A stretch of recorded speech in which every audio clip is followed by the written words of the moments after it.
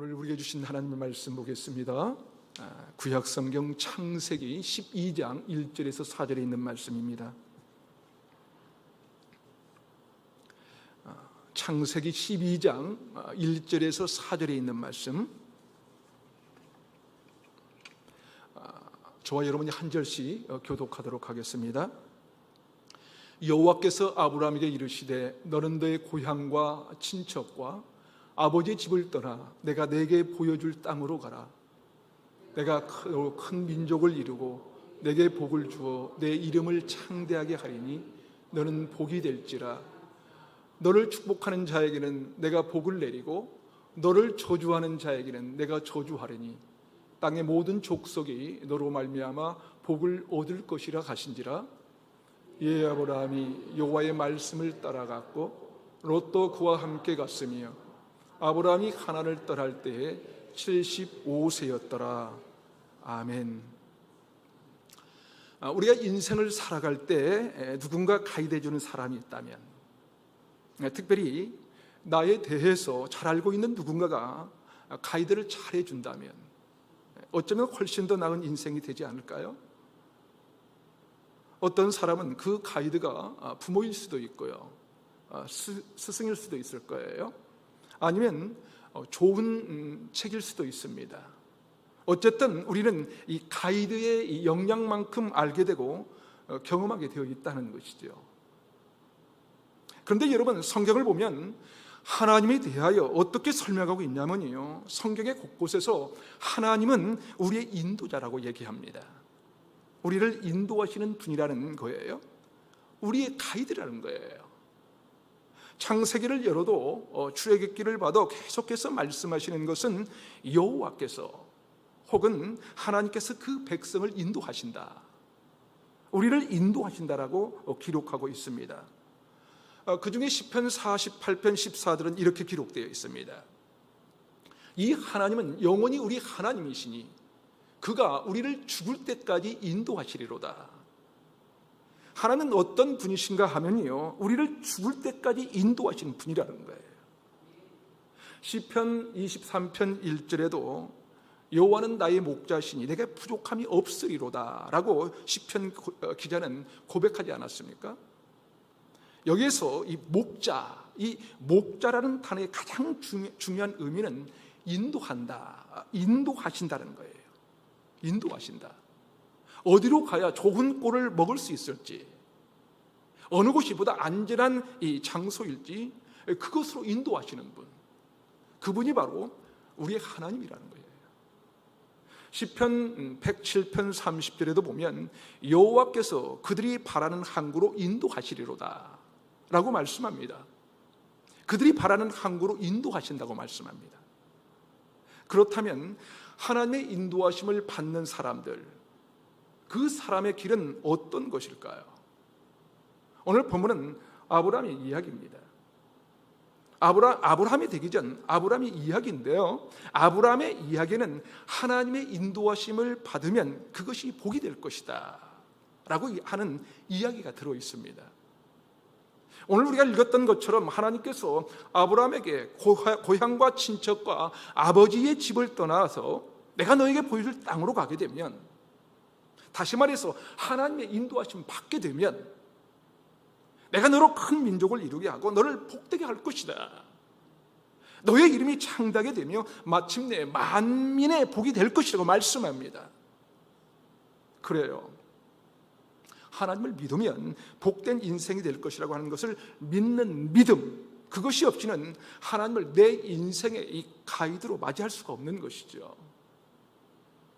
오늘 성경은 아브라함의 이야기를 이렇게 시작하고 있습니다. 고향과 친척과 아버지 집을 떠나라.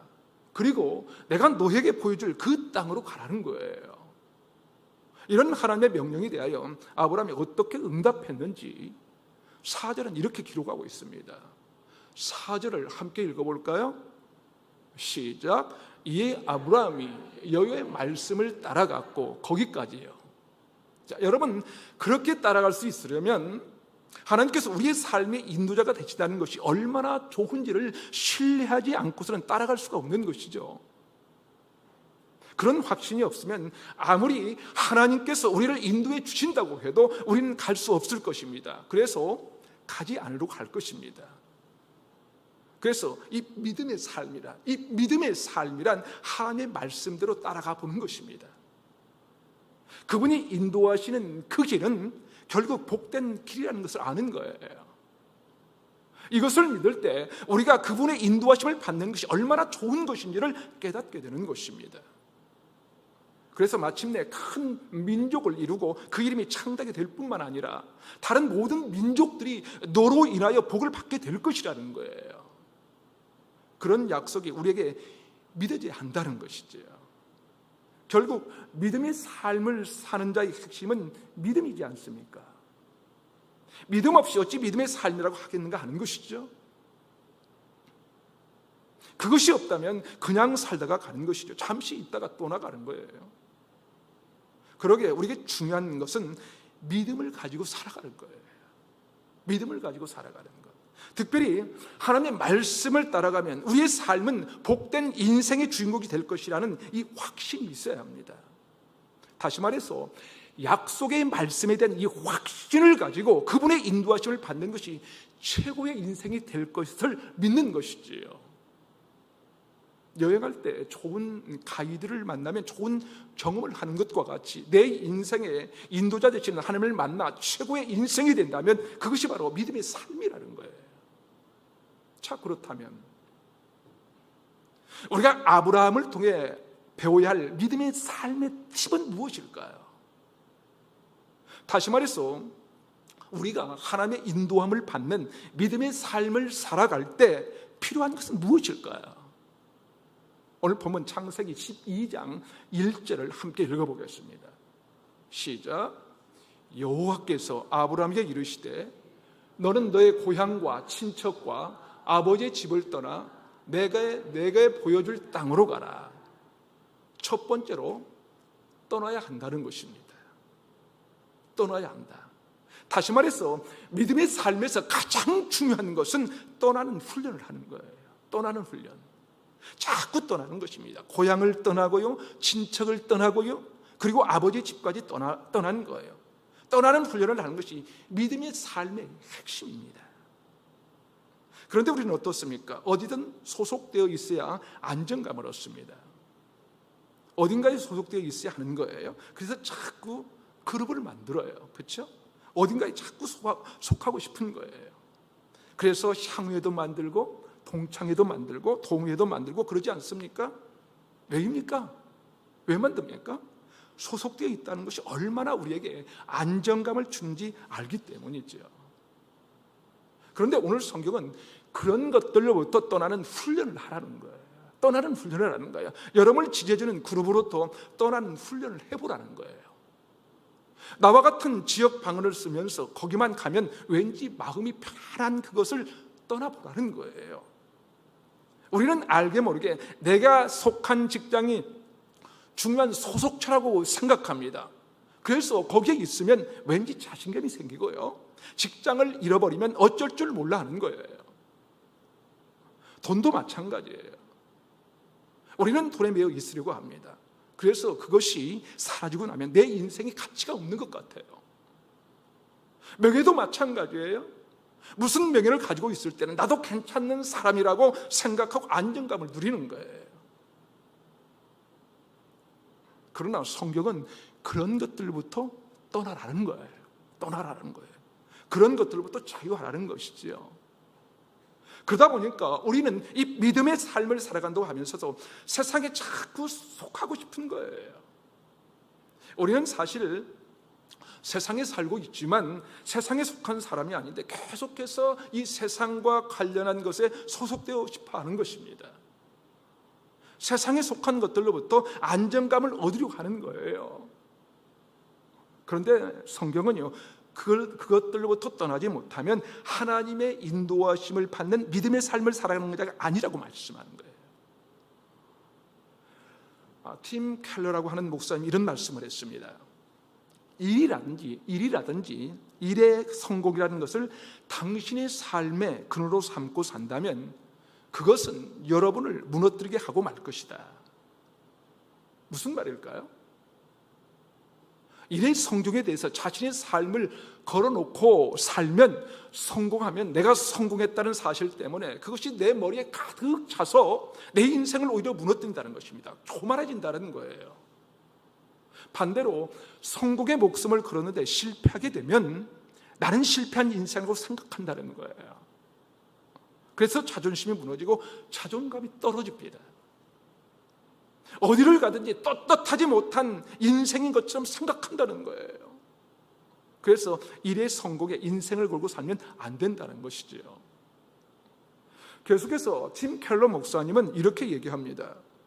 그러나 만일 우리가 그리스도를 믿으면 일이라든지 성공이라는 것과는 관계없는 자기 자신을 발견할 수가 있다.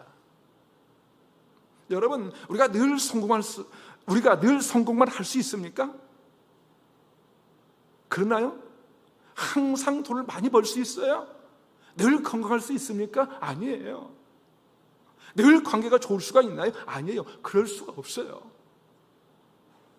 그래서 그것과는 관계없이 그것으로부터 떠나 있으면 어떻게 생각해요? 어떻게 성공할 수도 있지, 실패할 수 있는 거지. 돈을 많이 벌 때도 있고 그렇지 못할 때도 있지 라고 생각하는 거예요. 그것으로부터 떠나 있으면 삶이 오히려 안정감을 느낀다는 거예요. 안정감을. 그렇지 않고 이래서 떠나지 않으면 성공과 실패에 의해 삶은 망치게 된다는 거예요. 돈에서 떠나지 못하면 가난함이나 부유함이나 인생을 망치게 될 수도 있다는 거예요. 사람들의 평판이나 명예를 떠나지 못하면 칭찬에 목말라 가다가 비난이라든지 경멸을 만나면 견디지 못합니다. 여러분, 사람이 남에게 칭찬만 받고 살 수 있습니까? 그러나요? 그럴 수 없는 거 아닙니까? 그러니까 칭찬을 받으면 감사하고 비난을 받을 때면 그럴 수도 있지. 그것으로부터 떠나는 거예요. 자유한 것입니다. 그런데 우리는 자꾸 거기에 묶여 살려고 합니다. 칭찬에 묶여 살려고 하고요, 돈을 버는 이 일에 묶여 살려고 합니다. 성공에 목말라 하면서 묶여 살려고 합니다. 사랑하는 여러분, 하나님의 이 가이드를 받는 믿음의 삶이란 떠나는 것입니다. 떠나는 것. 그래서 오늘 성경은 고향과 친척과 아버지 집을 떠나라고 말씀합니다. 그런데요, 이것을 히브리어 원문에 보면 떠난다, 이 떠난다는 단어가 없어요. 그 대신 뭐뭐로부터라고 표현하고 있습니다. 그러니까 고향으로부터, 친척으로부터, 아버지 집으로부터, 다시 말해서 평판으로부터, 명예로부터, 돈으로부터 다 떠나라는 거예요. 여러분, 언젠가는 다 떠나는 우리 아닙니까? 다 내려놓고 떠나는 것이 우리네 인생 아닌가 하는 거예요. 그것을 지금부터 연습하는 것이 좋은 가이드의 인도함을 받는 믿음의 삶이라는 것이죠. 자, 그렇다면 여러분, 떠나려고 하면 무엇이 필요한 것일까요? 다시 말해서 우리가 하나님의 인도함을 받는 믿음의 삶을 살아갈 때 필요한 것은 두 번째로, 떠나려면 용기가 필요합니다. 용기가. 여러분, 아브라함은 용기가 있었습니다. 아버지 집을 떠나라고 할 때 아브라함은 떠났거든요.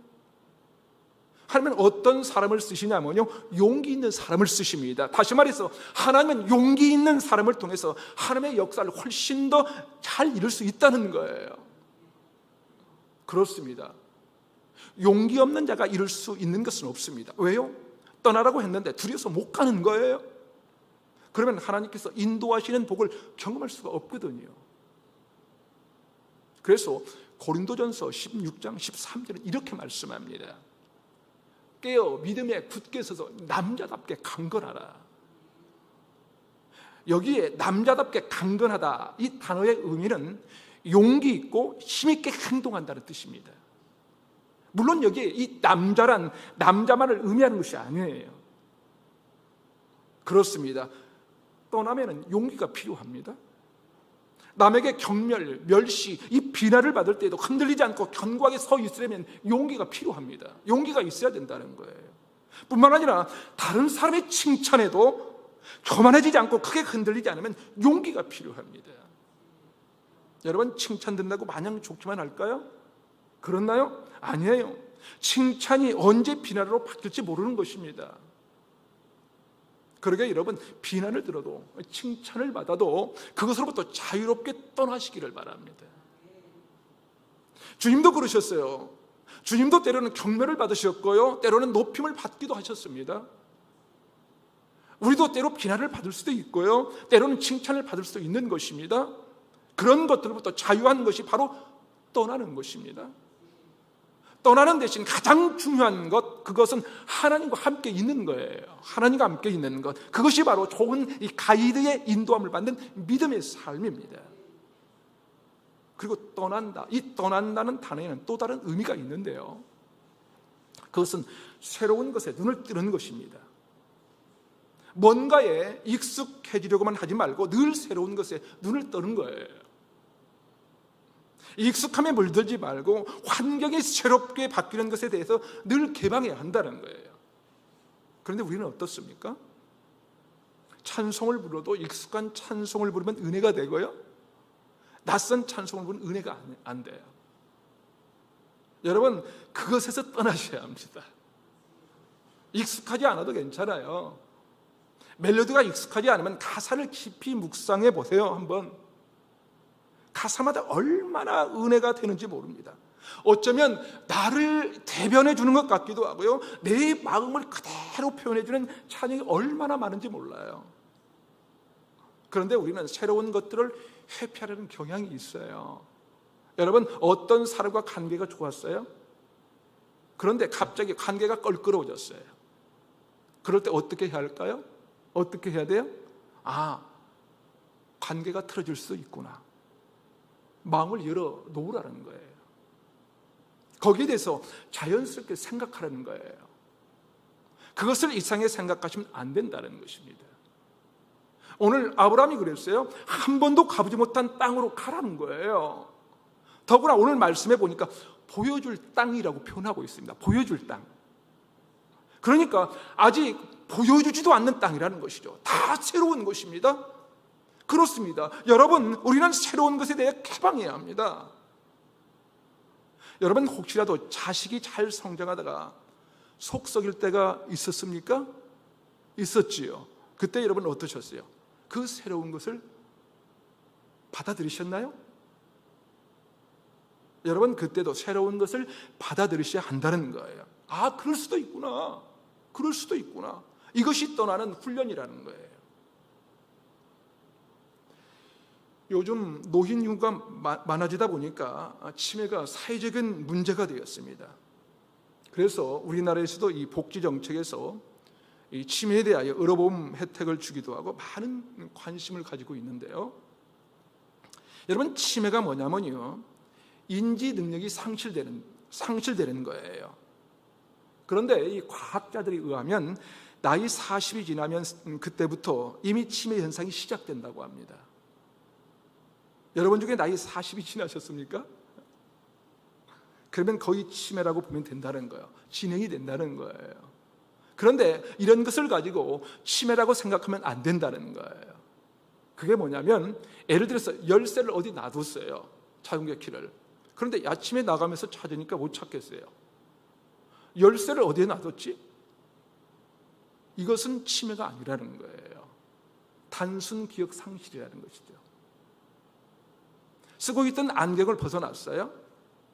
그런데 계속 찾는 거예요. 안경을 어디에 벗어놨지? 벗어났더라? 이것은 치매가 아니라 단순 기억 상실증이라는 거예요. 그렇다면 치매는 뭐냐 하면요, 열쇠를 냉장고 안에 넣어 놓는 거예요. 냉장고는 뭐예요? 음식을 넣는 곳인데 폰을 넣는 거예요. 그게 치매라는 것이죠. 인지 능력을 상실한 것입니다. 열쇠가 어디 있어야 하는지를 모르는 것이죠. 이해가 되십니까? 이것은 어떻게 해서 생기는가 하면, 우리 뇌 속에는 이 인지 능력을 유지시켜 주는 것이 있다고 그래요. 자, 그런데 뇌 속에 이 신경세포들이 따로 있을 때는 역할을 못 한다고 해요. 그런데 신경세포들을 연결시켜 주는 것이 있답니다. 있다고 그래요. 알츠하이머성 치매가 생기는 것은 이 신경세포를 연결시키는 그 사이에 어떤 물질들이 자꾸 쌓인대요. 그러면 신경세포가 연결이 안 된다는 거예요. 그래서 알츠하이머병이 생긴다고 합니다. 그렇다면 이것을 예방할 수 있는 길이 있을까? 의사들이 과학적으로 확인해 봤더니 예방할 수 있는 길이 있다 합니다. 여러분, 치매 안 걸리려면 잘 들으세요. 첫 번째 중요한 것은 잠이 중요하다고 합니다.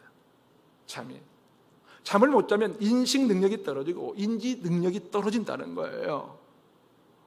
다시 말해서 잠을 못 잘 때마다 이 신경세포 사이에 다른 물질이 자꾸 쌓여서인지 능력을 방해한다는 거예요. 능력을. 그래서 여러분, 잠을 잘 주무셔야 합니다. 너무 고민하고 걱정하지 말고 잘 주무시기를 바랍니다. 이것은 연세 드신 분들만이 아니라 젊은 사람들도 하룻밤만 지새우고 나면 이 신경세포에 인지 능력을 방해하는 이 베타 밀라제가 확 쌓인다고 그래요. 그래서 애들이 시험 치기 전에는 잠을 푹 자야 한다는 거예요. 진짜. 그리고 그 다음에는 심혈관을 깨끗하게 해야 치매가 예방된대요. 그러기 위해서는 너무 기름진 음식을 먹지 말아야 된다는 것이죠. 그런데 그런 것보다 가장 중요한 것은 늘 새로운 것에 개방적이고 배우려고 해야 한다는 것입니다. 예를 들면 여러분이 전혀 해보지 않은 언어를 배운다든가 새로운 것을 만날 때 우리 인지 능력이 계속 살아있다는 것입니다.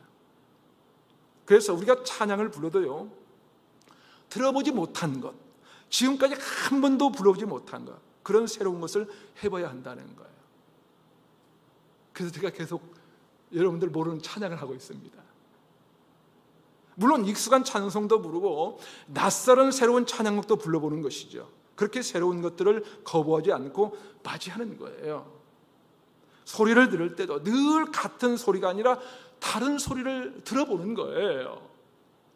늘 새로운 것을 접하는 것, 그것이 치매를 예방하는 최고의 비결이라는 것입니다.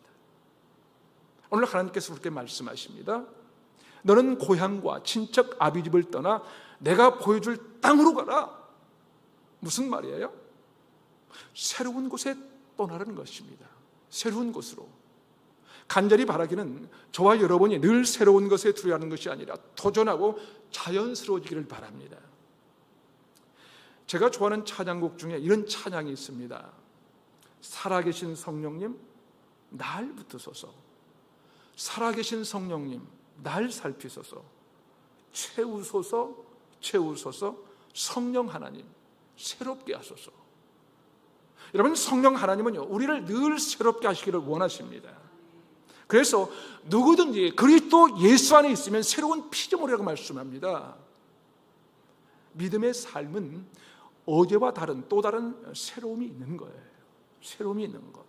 그러게 여러분, 새로운 것을 외면하거나 거부하지 마시기 바랍니다. 오늘은요, 집에 가실 때도 늘 가던 길로 가지 마시고 안 가던 길로 한번 가보세요. 그것이 치매를 예방하는 최고의 비결이라고 하지 않습니까? 사랑하는 여러분, 하나님의 인도하심을 받는 이 믿음 생활이란 무엇인가? 믿음 생활이란 새로운 것에 대하여 개방하는 거예요. 새로운 것에, 새로움에 자유하는 거예요. 익숙한 것에만 머무르지 않고 새로운 것을 향하여 떠나는 것입니다. 돈이 있다가 돈이 좀 없는 것, 관계가 좋다가 나빠지는 것, 성공했다가 실패하는 것, 이것에 대해서 자연스럽게 생각하는 거예요.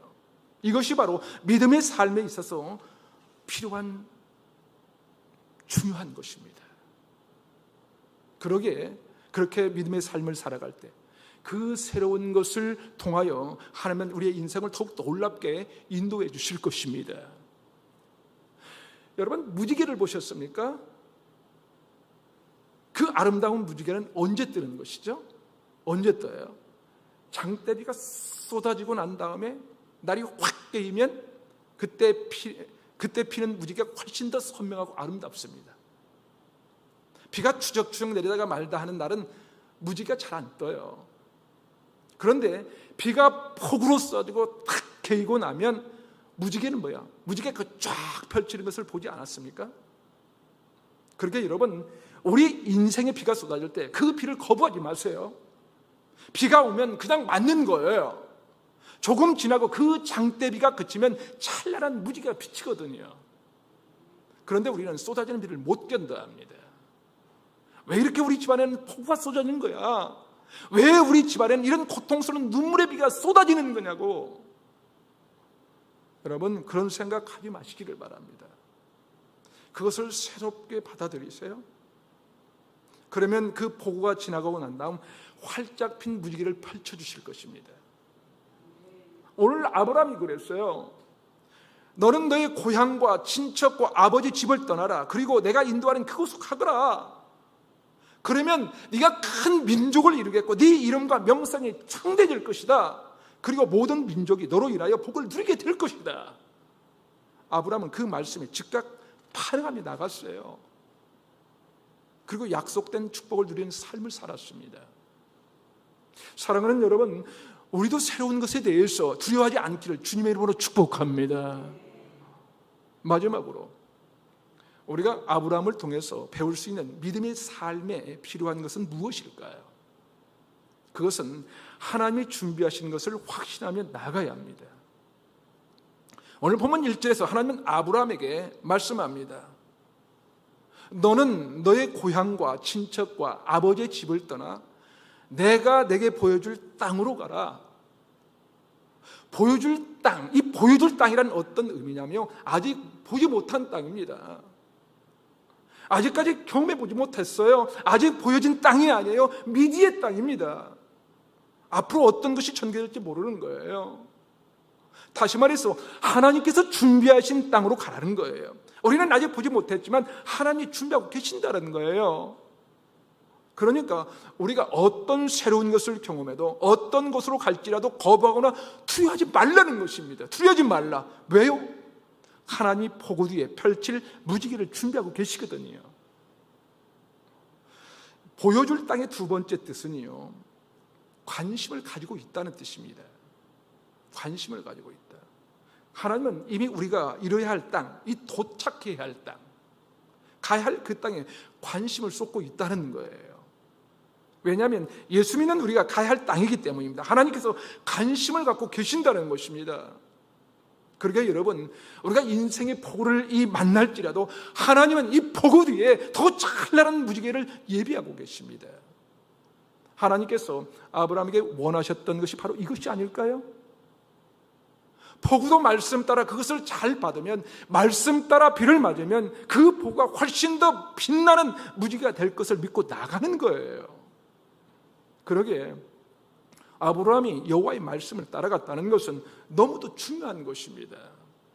조금도 의심하지 않았다는 거예요. 새로운 것을 두려워하지 않고 약속의 말씀을 붙들고 나갔다는 것입니다. 좋은 가이드의 인도함을 받고 믿음으로 나갔다는 거예요. 사랑하는 여러분, 우리도 아브라함처럼 약속의 말씀에 대한 확신을 가지고 나갑시다. 그것이 새로운 길일지라도 하나님의 인도하심 따라 나아가면 그 끝에는 반드시 무지개가 피어나는 복된 길이 될 것입니다. 하나님께서 우리에게 보여줄 땅, 큰 민족을 이루고 내 이름이 창대하게 되는 이 축복의 길이 될 것입니다. 아브라함이 나갔던 약속의 땅, 하나님께서 보여주실 그 땅을 향하여 이번 한 주간도 우리의 좋은 이 가이드 되시는 하나님의 인도하심 받으며 나갑시다. 그렇게 믿음의 삶을 살아가는 저와 여러분이 되시기를 주님의 이름으로 축원합니다. 아멘.